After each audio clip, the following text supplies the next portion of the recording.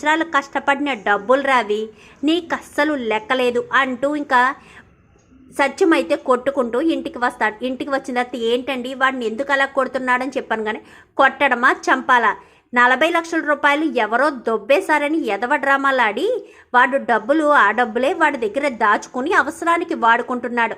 నేను ఎంతలా ఇక్కడ కష్టపడుతున్నా, ఇంట్లోకి ఎంతలా ఇబ్బంది పడుతున్నా వాడు ₹1 కూడా బయటికి తీయలేదు సరికదా. డబ్బులు పోయాయి అని నేను బాధపడుతుంటే డబ్బులు మొత్తం వాడి దగ్గర పెట్టుకుని జలసాలకి ఖర్చు పెట్టుకుంటున్నాడు నీ ముద్దుల కొడుకు. అర్థమైందా వాడు ఎంత స్వార్థపరుడో? అదేమీ ఆలోచించకుండా వాడు కష్టపడిపోతున్నాడు అని చెప్పి నువ్వు ఇంటికి తీసుకొచ్చావు. నాకు తెలిసి నిజంగా వాడు నువ్వు చూస్తావన్న ఉద్దేశంతోనే వాడు అలా నాటకాలు వేసుంటాడు, నువ్వు జాలి కలిగి ఇంటికి తీసుకొస్తావని. అలా ఇంటికి తీసుకొస్తేనే కదా ఆ 40 లక్షల రూపాయలు వాడు దాచుకుని అవసరానికి వాడుకోవడానికి ఉంటుంది అని చెప్పి ఇంకా సత్యం మాట్లాడేసరికి ఏంటని చెప్పాను. కానీ అది అమ్మ అని చెప్పనేసరికి మీ నాన్న చెప్పేది నిజమా అని చెప్పాను. కానీ ఇంకేంటి ప్రభావతమ్మ, నిజమా అని అడుగుతున్నావు? నిజమే అని చెప్తున్నాను కదా, వాడేడి అని చెప్పి వాడిని లోపలికి తీసుకొచ్చేసరికి చెప్పరా అని చెప్పాను. కానీ అవును బాలు, మీ అన్నయ్య అప్పుడే నాకు డబ్బులు ఇచ్చి చాలా రోజులైంది. అప్పుడప్పుడు ఖర్చులకి 1,00,000 2 లక్షలు తన అకౌంట్లో ట్రాన్స్ఫర్ చేయమంటాడు.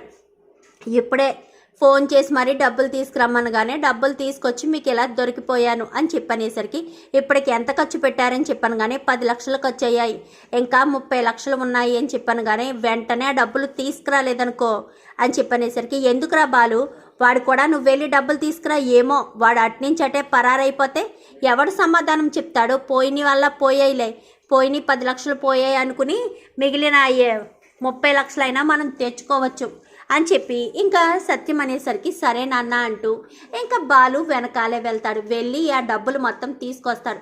ఇదిగో నాన్న అని చెప్పనేసరికి ఇంకెందుకు వీడిని ఇంట్లోంచి బయటకి గెంటేరా బాలు అని చెప్పాను. కానీ అదేంటండి వాడు డబ్బులు తీసుకుని ఇచ్చేశాడు కదా, మళ్ళీ వాడిని ఇంట్లోంచి గెంటేమని చెప్తారేంటి అని చెప్పాను. కానీ డబ్బులు తీసుకుని దాచుకోవడం తప్పు కాదా ప్రభావతి?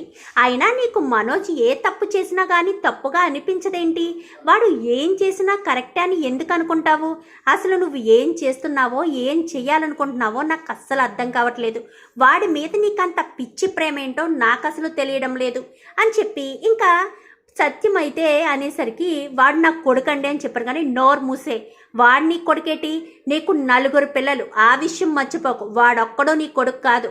వరే వీడిని బయటకి గంటే అని చెప్పి ఇంకా సత్యం అనేసరికి ఇంకా మనోజ్ని అయితే బయటికి గెంటేస్తాడు బాలు. అప్పుడే రోహిణి వస్తుంది. రామ్మ పార్లలమ్మ, నువ్వు కూడా దుకాణం సర్దుకుని నీ మొగుడు ఎక్కడికి వెళ్తాడో నువ్వు అక్కడికే వెళ్ళు అని చెప్పి సత్యం బాలు అంటాడు. ఏమైందనగానే జరిగిన విషయం అంతా చెప్పేసరికి రోహిణి కూడా షాక్ అవుతుంది. చూద్దాం రాబోయే ఎపిసోడ్స్లో ఇలాగే జరగాలని మీరు కూడా కోరుకుంటే వీడియో నచ్చితే లైక్ చేయండి, ఛానల్ని సబ్స్క్రైబ్ చేసుకోండి, పక్కనే ఉన్న బెల్ సింబల్లో ఆల్ పై క్లిక్ చేయండి. ఇలా చేయడం వల్ల అందరికంటే ముందుగా చూడవచ్చు.